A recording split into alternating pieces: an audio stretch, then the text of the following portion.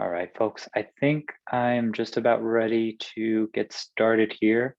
So I'm going to, let me first make a directory here. So let's do mkdir for, what are we doing? Ruby challenge. And we'll open this up.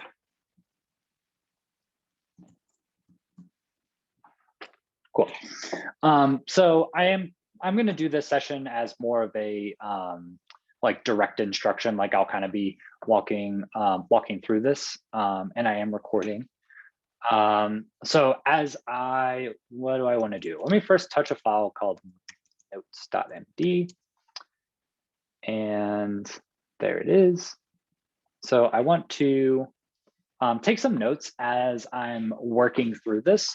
So the first thing that I want to, we'll make this a little header here. Okay, so the first thing that I want to talk about is process a little bit.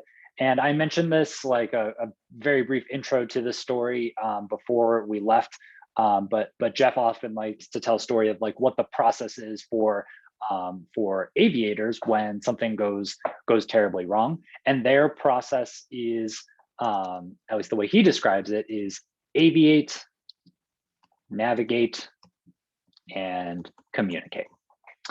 So what this, and let me, probably don't need this split right now. So the idea here is, something's going horribly wrong in your plane, you're about to crash a plane or a helicopter or something, and it's terrifying. What do? Well, if you don't really have a process, if you kind of just like let your instincts take over, at that moment, you're going to be in kind of that like fight, flight, freeze, or appease. There's a couple different variations of that saying, but your brain is essentially going to take over and try to protect you. And I think the same thing happens when you are in a tech interview, when you're in a coding challenge. You kind of feel like, oh, this is like life or death. I've got to figure out this problem or I'm not getting a job. And it can be very, very scary.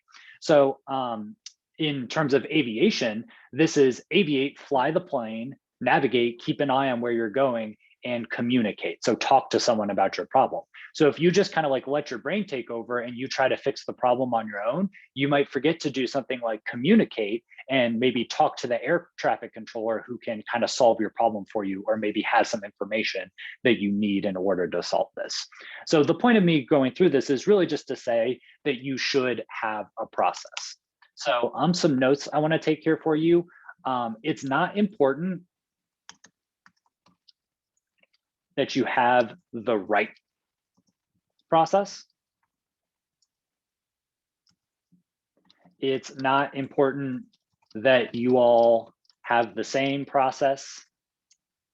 It's really not important that you have the process that the interviewer would use. None of that is really important. What is important, it's just important that you have a process. So something that you can go back to when you are in this like kind of heightened awareness state, when you're in the tech interview, when you're doing any sort of interview, what are some steps that you can kind of go back to and get you back on track? So really, I want you all to have a process, whatever that is. I want you to have a process. So I want to take some volunteers here. I'm just going to like kind of we'll brainstorm some good things that would be good to include into your process. But again, this is not me taking notes on like, these are the exact steps that you have to do when you get a coding challenge or anything like that. So let's brainstorm some things. Can I get some hands from some people? What are some good things to include in our process? Doug? Yeah, I try to like articulate big picture things that I'm going to need to do. Like, oh, this is going to need to be an array, and then back to a string. Kind of start with like the big stuff.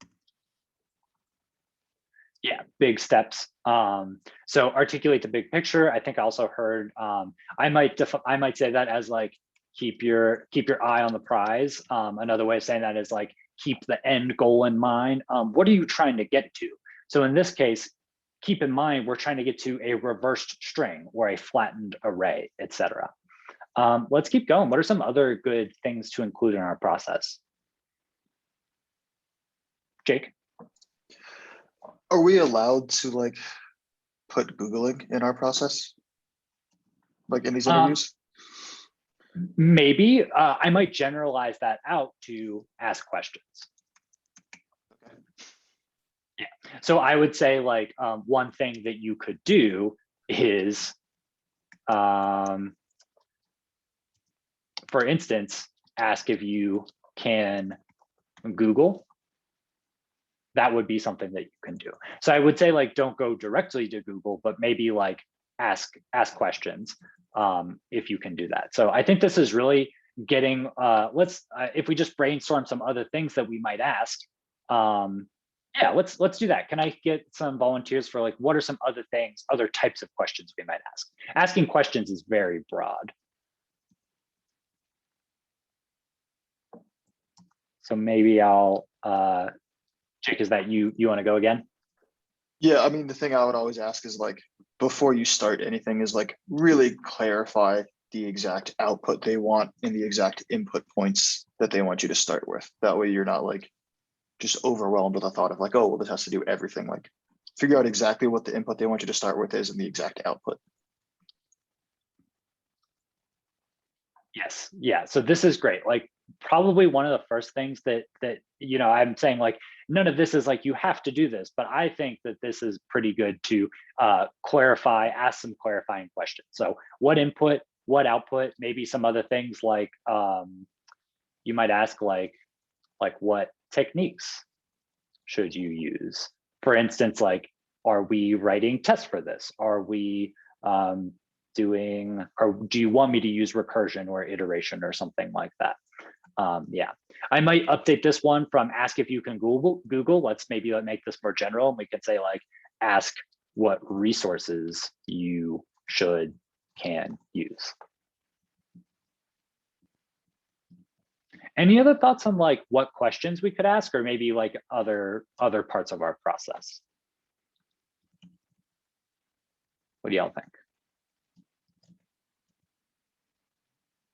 Kyle? I think one thing might be like create space in your process so that you can sort of like slow down and allow for other people to become part of that process.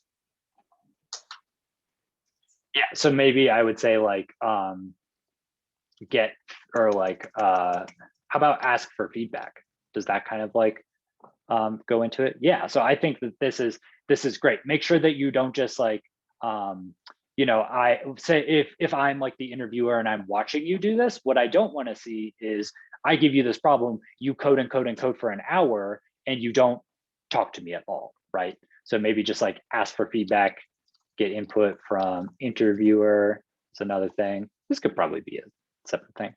Ask for feedback, get input from interviewer. Anything you want to add there, Kyle? No, I don't think so. I guess more so I was thinking generally sort of like if you're someone that like can come up with the answer, but you're like so much like in your own head or you have tunnel vision, that's not necessarily like helpful for like collaboration in the real world when you can't come up with the solution. So could I just say collaborate here?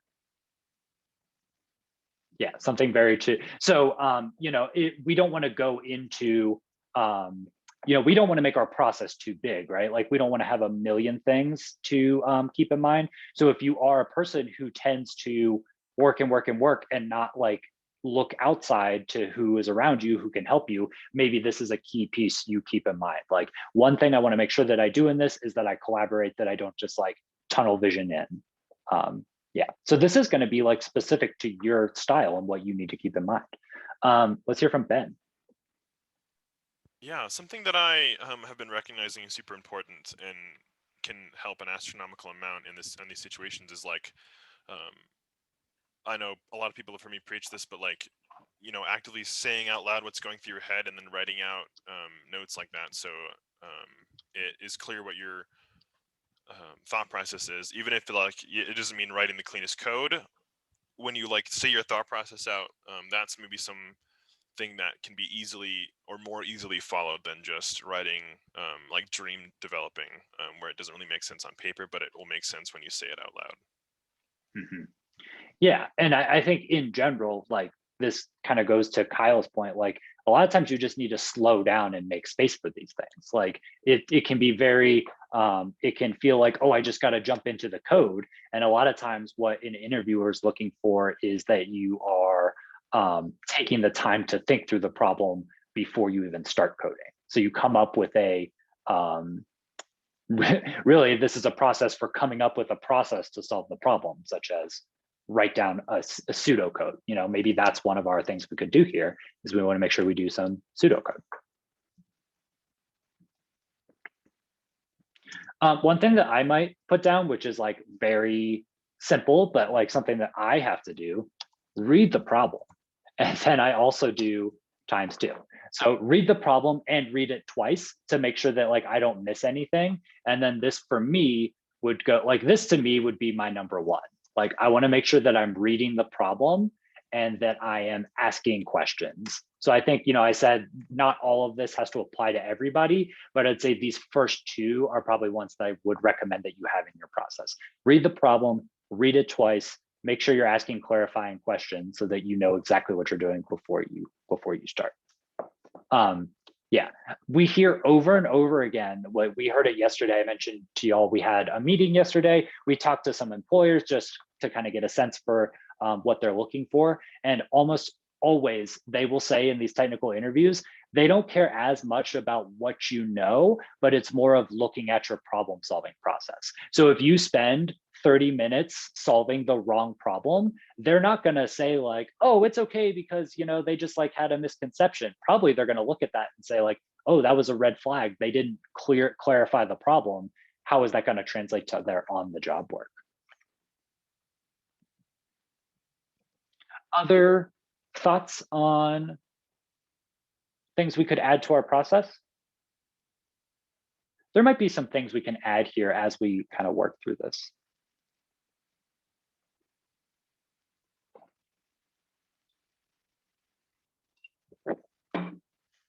All right. Well, I'm going to get into actually working on this challenge. So I'm going to make a file called reverse.rb.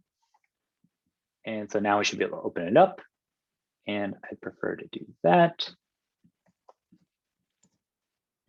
And then I am going to grab all of this text and drop it in here.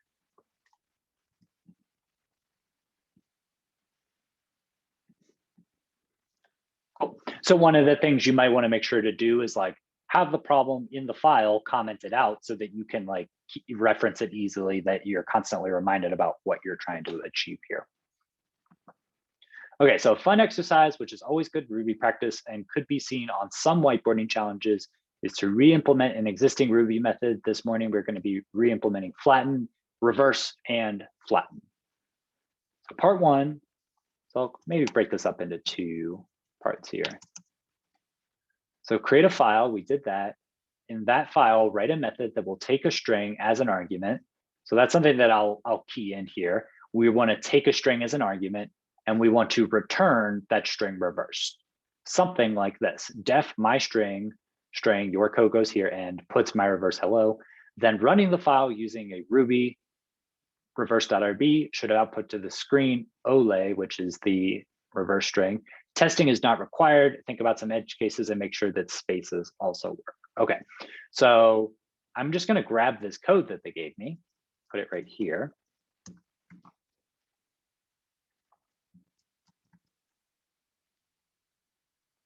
Cool. Okay, so as I'm working through this problem, one of the things I really want to make sure that I do is I have I'm developing my test cases appropriately. So I'll get more into that in a minute, but let's just run this and see what happens. Cool. So it printed out this blank line here. So yeah, we don't have anything in there, so that makes sense. So just kind of very incrementally developing another way that I was told this when I was learning how to program, was code a little, test a little. So it can be very easy to like write a bunch of code and then see if it works. But if you write a bunch of code and it doesn't work, then you don't know where it went wrong. So I'm just going to see like, okay, well, I'm taking in this string as an input. Can I just return the string itself? Cool. And that works. So this is one test case here, but I don't think it's very, it's like, I'm just getting like this string output here. So something that I'm going to do to make this a little bit more clear for me is I'll say, I'll make a variable here. Maybe we'll call this test1 equals the string of hello. So then I could say puts, and let's do some interpolation, the reverse of test1 is, and then we'll call my reverse on test1. So let's see if that works. There we go. So now it says the reverse of hello is hello. So now that'll be easier for me to keep my eye on input and output. And then I can also just duplicate these, like then I could make a bunch of them. So then I'll make a test2, test3, test4. And so I'll do test2 here, test3 here, test4 here. And so I've got this set up, but I'm just to keep my focus, I'm going to comment out these bottom three and I'll just touch on one at a time.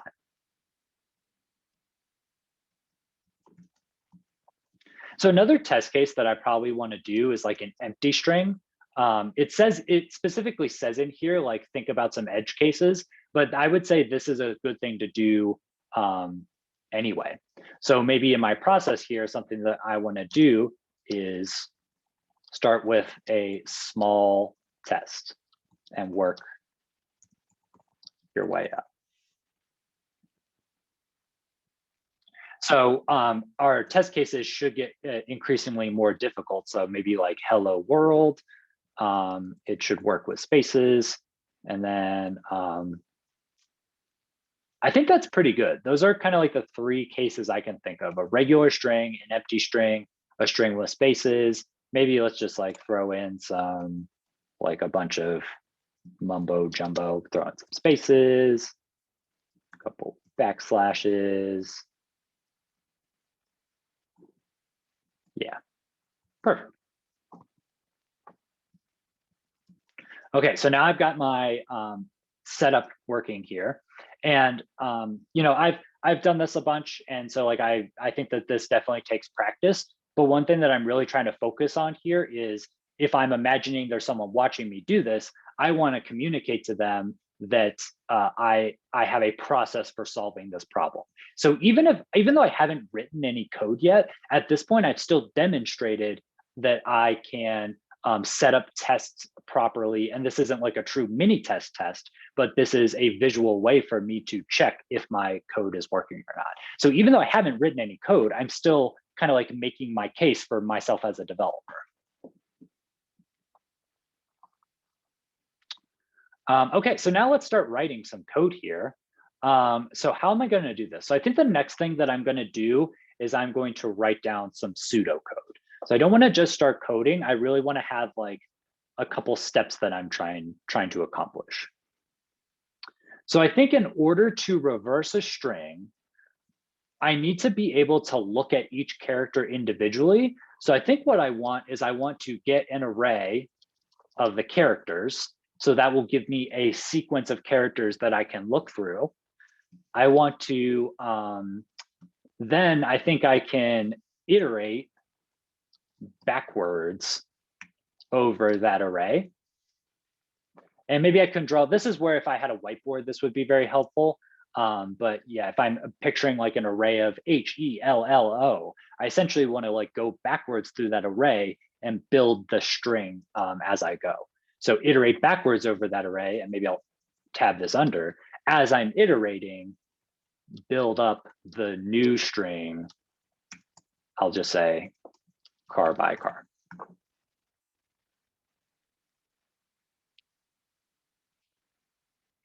I think this is a pretty good strategy here. So I am going to try and make it work. So again, code a little, test a little. I'm just going to work on this first part here. Can I get an array of the characters?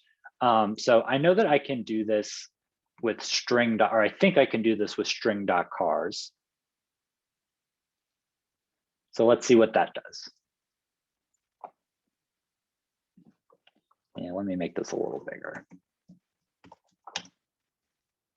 Okay, so now it says the reverse of hello is HELLO as an array. So that's looking pretty good to me. It's looking like we're getting this string of characters. So I think I've done step one. So now what I want to do is I want to try to iterate backwards over that array. So how am I going to do that? So I don't think that there is a like reverse each method. Let's just assume that, so I'll ask the interviewer a clarifying question. So am I allowed to Google something here? I want to see if there's a method that will just like let me easily iterate backwards over this array. And maybe they say something like, you know, we'd really prefer you to do this with what you know about looping and indexing and et cetera, et cetera. I'm like, okay, well, I'll just use what I know. So I know that to access elements in an array, they are accessed with indices. So the first index is 0, the second index is 1, the third index is 2, et cetera, et cetera. So if I need to go backwards through the array, I essentially need to start at the last index, which should be, so let's see if we can just get that last index equals, yeah, so maybe now I'm getting into even more pseudocode here. So like start with last index, and then I need to decrement the index after each loop. So every time we loop through something, I go backwards. So maybe my string is length of 10. So my last index should be 9. So I should be able to go 9, 8, 7, 6, 5, 4. So let's say last index equals string.length. And I think this should be string.length minus 1. So now that this is the last line of code in here, this should be the return value for my method call. So let's just see what it prints out as the last index. And so now we're saying 4 here, the reverse of hello is 4. And I believe that makes sense. If I drop into a pry session here, if I just say hello and then give it index 4, that should grab me the O, which is the last character. Cool. So again, coding a little, testing a little, I'm not only visually checking that that looks good, but I'm also like dropping into pry and testing before I move on. So again, really trying to like focus on the process here. Okay, so I've got the last index. So now let's see if we can iterate backwards over it. So I think I want to do, how do I want to do this? So there's a couple, what are my options here? I think I could use a while loop, an until loop. I think I could use a loop do. How do I want to do this? I think I'll use a while because that's what I'm familiar with. So I can't really use each here. That wouldn't be great. So I think I'll say while index, or sorry, yeah. So let's rename this to index. And let's say while index is greater than or equal to 0. So I want it to be greater than or equal to 0 because we need it to get to 0, which will be the first character. So while index is greater than or equal to 0, we'll do index minus equals 1 here.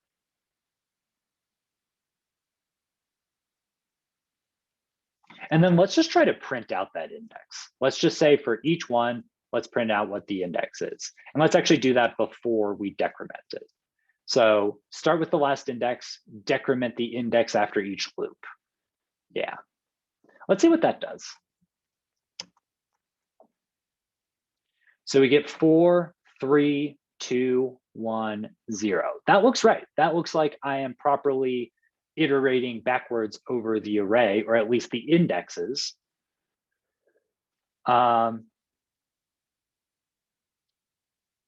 Okay, so now I think what I need to do is see, can I get the character, can I get character by character?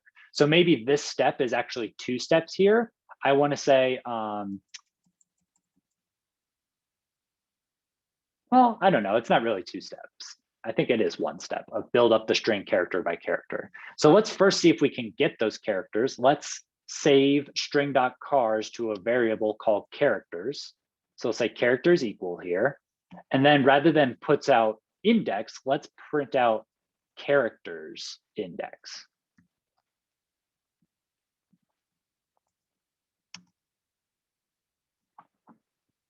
Okay, and now we're not just getting the index, we're getting the character there. So O, L, L, E, and H.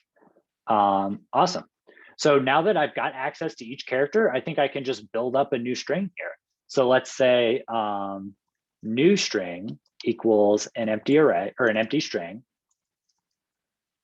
And then I think I should be able to add a character onto that string by saying new string plus equals that character that we got. And then at the end of this, I think I just want to return, and I like to use explicit returns, return new string.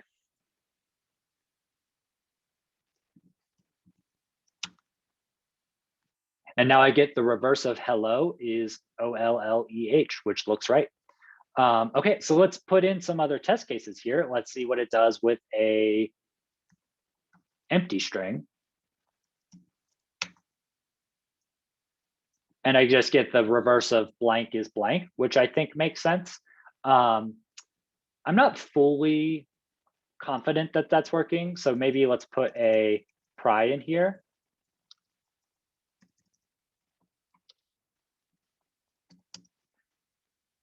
And I just want to call this again and see what it does. Because I think this should be an empty string. Yeah, the reverse of an empty string is an empty string. So that looks good. Let's try our other test cases. I'm feeling pretty good about this. I think this is going to work. So hello world looks good. I think this one looks good good as well. Sorry. $% caret, $% caret. Yeah. So I think I am properly reversing those strings. So this would be my solution to implementing reverse. Let's go ahead and take a palm here and let's come back at 11:33. So come back at 11:33.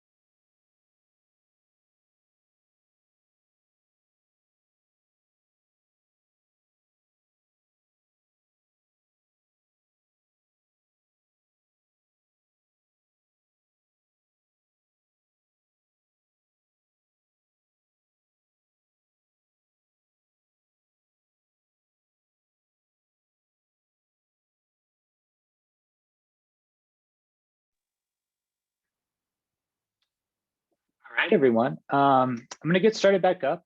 First, I want to pause here and see if anybody has any questions or comments or thoughts. Yeah, just want to open it up before I move on to the next one.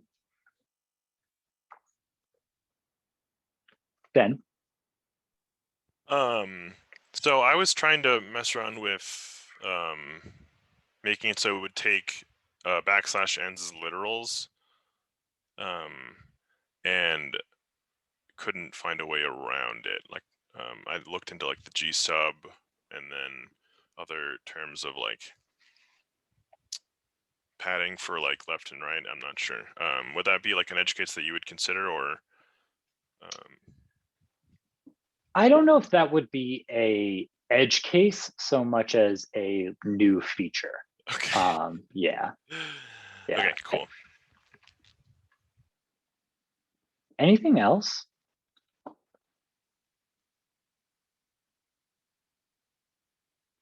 Doug? I was curious about your thoughts on like quasi, let's call it destroying data versus like creating a different container to hold it for, like, for example, in yours, you're putting your characters into an array, but you never actually modify that array. You use something else to iterate backwards, versus when I did it, I just kind of took the last thing off of the end of that array until the array was empty. Generally speaking, more than just for an interview process. What's your thoughts on like those two approaches?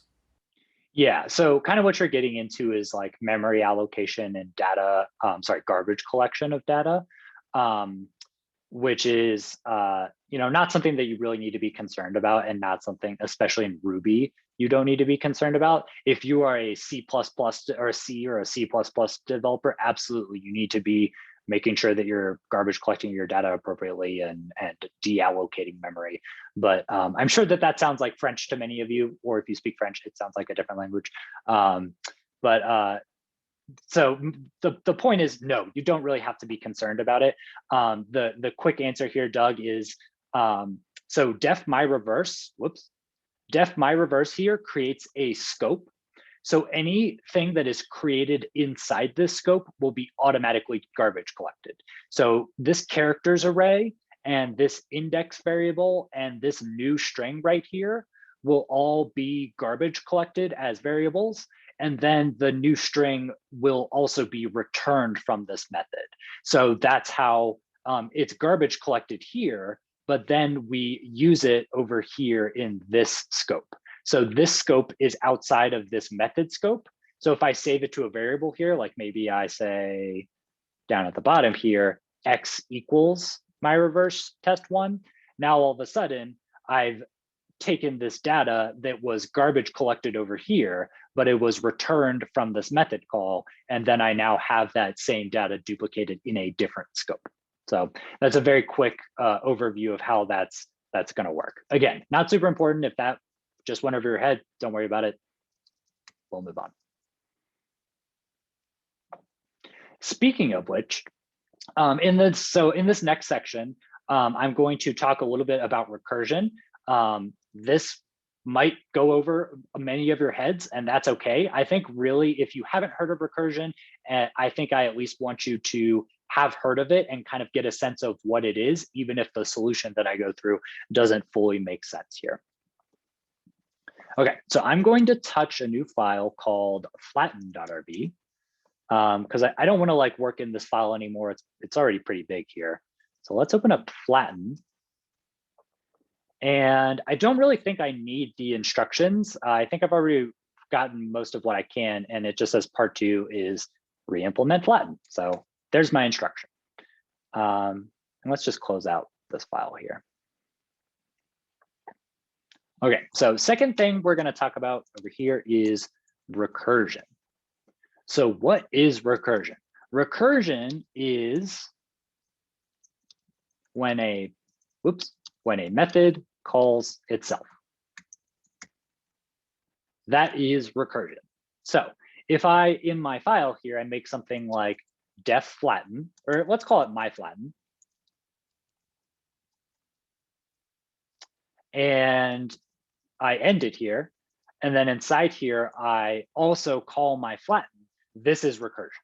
So the name of the method, calling the method, happens inside of the method itself. So then outside of this, if I call that method, what's going to happen is, well, I'll give you all 30 seconds to think. What's going to happen when I run this file?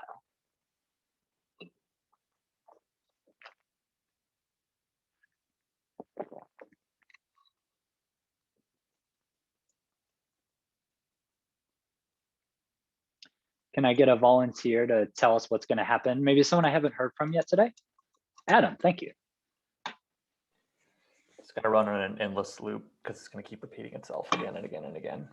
Exactly. So if I run ruby flatten.rb endless loop, and let's take a look at this. So we get traceback from my flatten line 6, from my flatten line 3, from my flatten line 3, from my flatten line 3, blah, blah, blah. 13,092 levels of this. So it called this method 13,000 times. And then we got stack level 2 deep. So if you explored the call stack at all in mod 1, this is essentially like we've stacked the stack too high. Another way of describing this error is this is a Stack Overflow error. So that's where the website Stack Overflow gets its name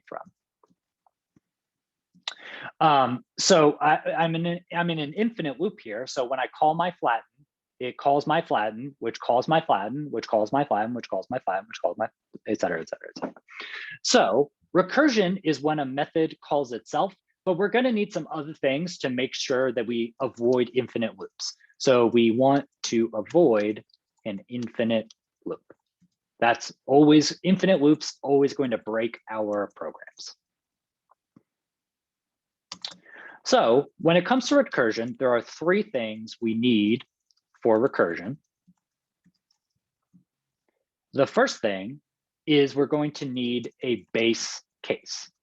So base case is essentially, how do you know when you're done? So in the case of flattening the array, our base case would be once the array is completely flattened, then we are done iterating. So this is the key to avoiding this infinite loop. We need to tell it when we are done.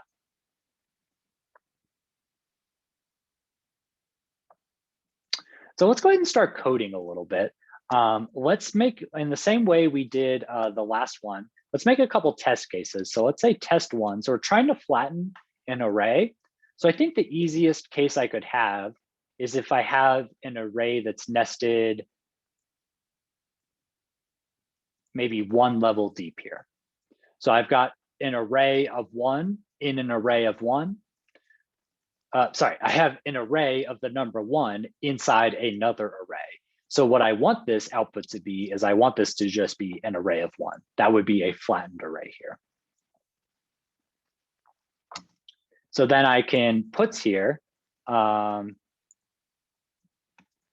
flatten for test 1 is my flatten test 1.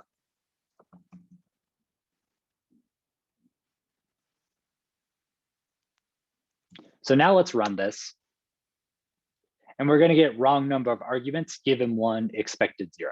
So we're trying to give it an array to flatten, but my method currently does not accept any arguments. So let's accept an argument for, what is this thing? It's a, let's just call this nested array. So we're accepting a nested array and we want to flatten it. And let's just call, I'm going to take out this recursive call. I'll leave it in there because I think this is what I want. Yeah, so say my flatten for, and then this array is blank. So let's make a couple other test cases here. And then we'll kind of talk about why recursion is a good answer here. So maybe if we have another array of this, so we have 2 nested, or we have 2 nested arrays now. This should output 1, 2 in a non-nested array. And then maybe let's, inside this array, let's make another nested array for like 2, 3. And so then we should get 1, 2, 3 back from this. Let's go a little bit further. Let's nest this into 2, 3, and then let's also make another array, which is also nested. So like 4, and then we'll put a 5 in there. So this should come out to 1, 2, 3, 4, 5. And I should rename these variables. So we'll say test 3, test 4, test 5. And then let's just get crazy here. Let's wrap this in array. Let's just make a whole nother array here. So maybe this is like 6, and then 6, and then inside that we have another array of 7, and then there's maybe another one in there. So yeah, I'm like this is kind of hard for me to follow at this point. But if we are properly flattening, it should just come out to 6, 7, 8.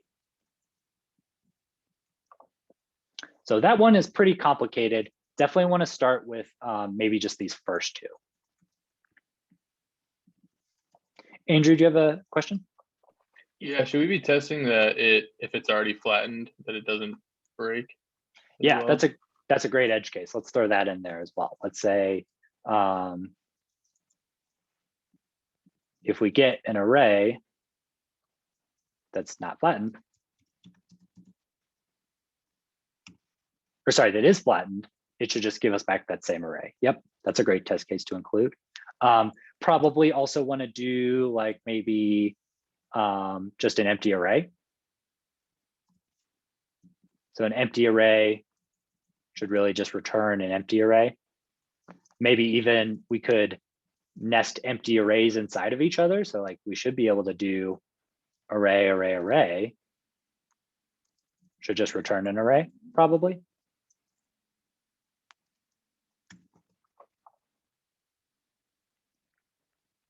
Cool.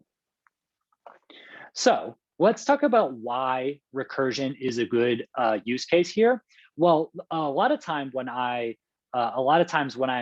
getting to this step of pseudocoding, or I'm thinking about how I'm going to solve this process, I really just think of me as a human visually looking at this. How am I going to do it? Well, what I need to do is I need to look at each element. So I have an array. So I need to look at each element. And if that element is an array, I need to go inside of it and look at each element inside that an array and basically keep going until I find something that's not an array. So for instance, for test 2 here, this is an array. So I got to go through each element. Well, the first element is an array. So then I need to go in there and grab its first element, which is a 1. And that's the thing that I can pull out into my, my output. So anytime you're kind of like working through, well, actually, let me go a step further. So if I look at test case number 3 here, I would say go through this array. Okay, well, the first element is an array, so I need to go over each element. The first element of that is a 1, so I need to pull that out into my output. Then the second element is also array, so now I need to go into that. So essentially what I'm saying is to flatten this whole array, I need to flatten the arrays inside of it. And then if that array has arrays inside of it, I need to flatten those arrays. And if those arrays have flattened inside of it. So anytime you get into this pattern of, in order to solve this bigger problem, I need to solve the same problem over and over again on smaller and smaller stages, that is indicating that we need to use recursion. Or not we need to use, but that it's a good idea to use recursion.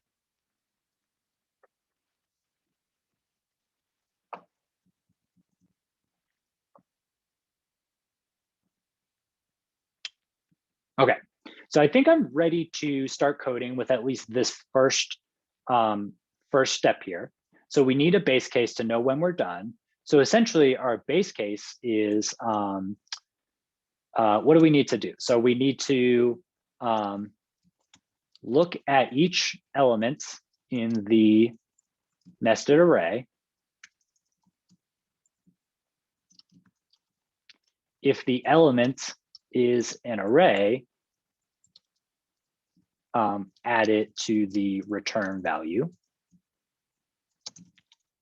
If the element, if the element is not an array, add it to the return value.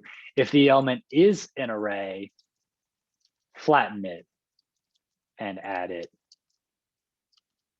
to the return value. So this is essentially our base case right here. If the element's not an array, then we're good. We don't need to like continuously flatten. We've kind of found our base case here.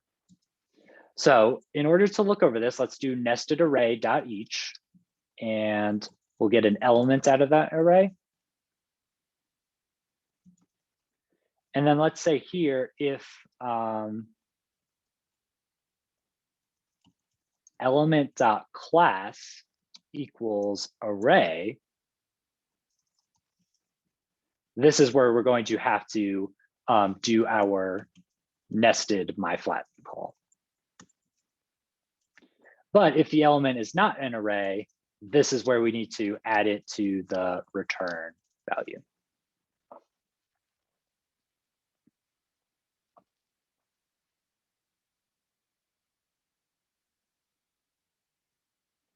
Okay, so now let's talk about this, this nested call here. So as I said, when we're doing our recursive calls, we're calling it on smaller and smaller problem sets. So flattening this big array is essentially flattening these three, or these two, sorry, I'm not looking at it properly.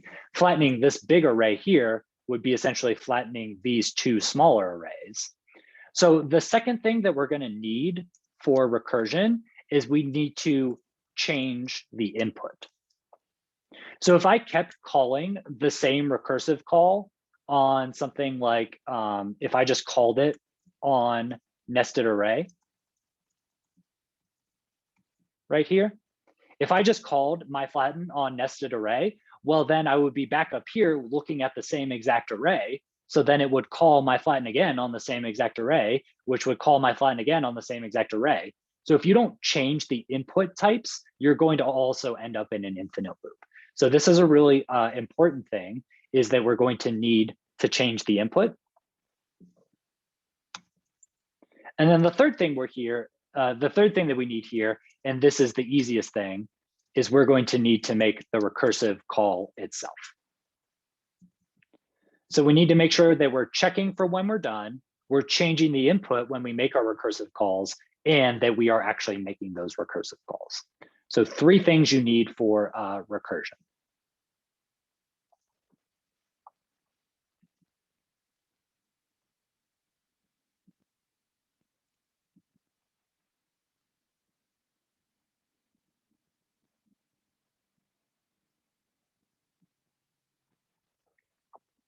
Okay, so I'm going to need some sense of a return value here. So let's say, let's make flattened array here. And let's just make this equal to an empty array.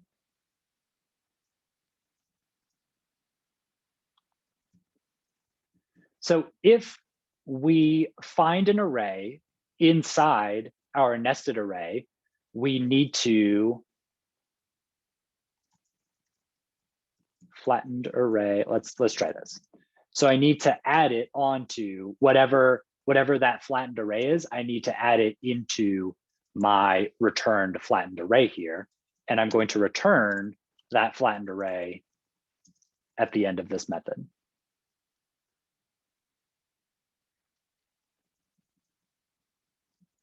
But if the element is not an array, so we have, this is our base case here, we found an element that's not an array, well, we don't need to call myFlatten recursively here. We can just add it directly to, we can just add the element directly to it.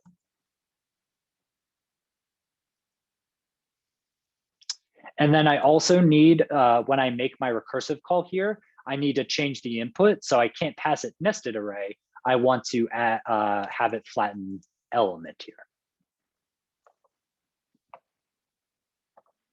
So we've got a return value. Looking through each one of our elements in our nested array. If it's an array, well, we need to go another level deeper and flatten that element before we add it to our return value. But if it's not an array, it's just some element, we should be able to just add it directly to the array, and then we return it here at the end. Cool, let's see let's just do test case 1 here. Let's see what this prints out.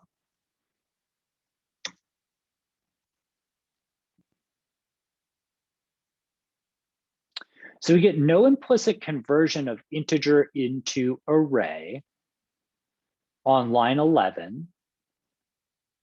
Okay, so it looks like plus equals is not working here. So what I might do is I might jump into a pry session. And let's try to do, if I have an array, can I do plus equals 1? And expected top assigned, that didn't quite do what I was expecting. Maybe let's add like 1, 2, 3. Can I do that plus equals 1? Interesting. Syntax error. Yeah, I think you need to push it in there instead of plus equal. Yeah, I think I can shovel it instead. That's what I want. So if I like changed it, yeah, and shovel and push are the same thing. Thank you, Quan. Yeah, that's what I want to do. Okay, but can I add 2 arrays together? Plus equals maybe 3, 4. Do concat, so you can just do plus, and then it gives you the turn. I don't know if you can reassign it the first one, but you can. Interesting. Okay, so that we might need that. Let's just run it and see if we get an error with that. Oh, okay. I think it's working now. I don't know why it wasn't letting me do that in pry. Okay, well, I think my test case of just this array of 1 worked. So one thing that I like to do with these simpler test cases is really just follow it all the way through. So we take this nested array of 1. This goes here into this variable of nested array.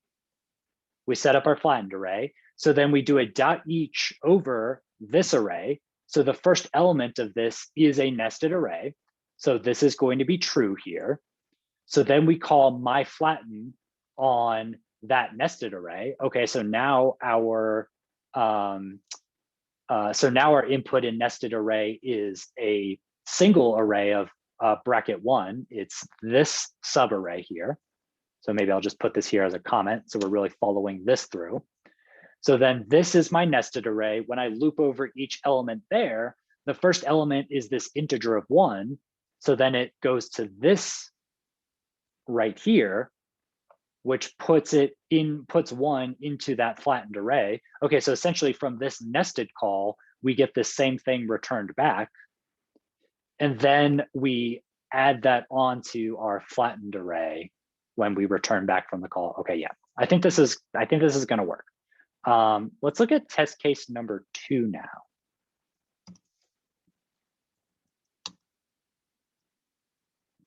Cool, it looks like test case number 2 is passing as well. Will they all work?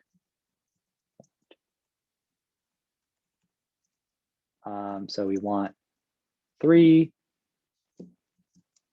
4, 5, 6.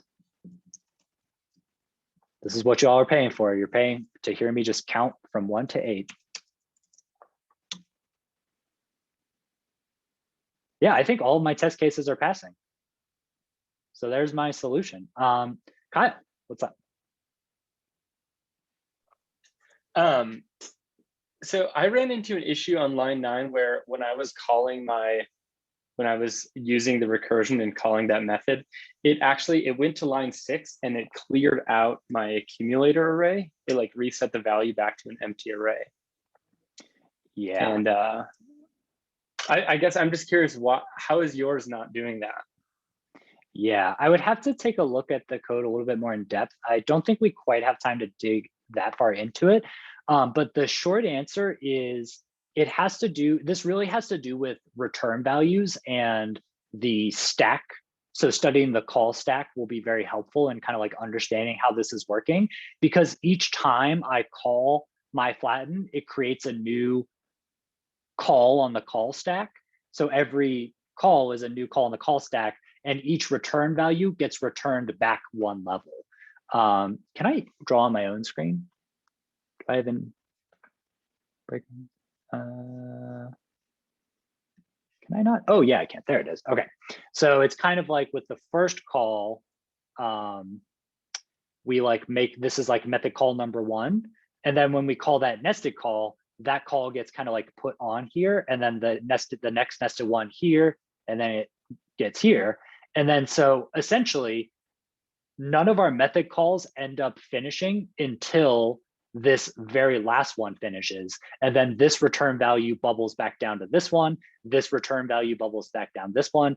This return value bubbles back down to this one. So I'd say thinking about those nested calls and where the return values get returned to is kind of like the key here.